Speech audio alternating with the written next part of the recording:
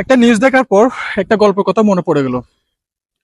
গল্পটা হচ্ছে, senior boss তার অধস্তন এক কর্মচারীকে বহিষ্কার করছে।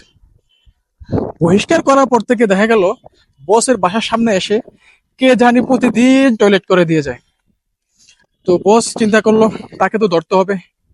সে সহ পাহারাদার নিয়ে পাহারায় বসলো কে টয়লেট করে সেটা দেখার জন্য। ঠিক সে সময় প্রতিদিনের নেই ওই লোকটা টয়লেট করতে আসলো। আসার পর তাকে ধরলো, ধরে জিজ্ঞেস করলো কি কারণে, কেন তুই আমার বাসার সামনে এসে টয়লেট করে দিয়ে যাস।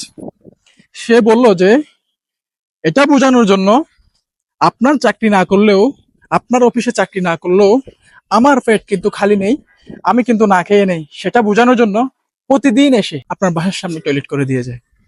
মোরাল অফ দ্য স্টোরিটা কি সেটা একটু কমেন্ট বক্সে জানিয়ে দিয়ে যাবেন। ধন্যবাদ সবাইকে।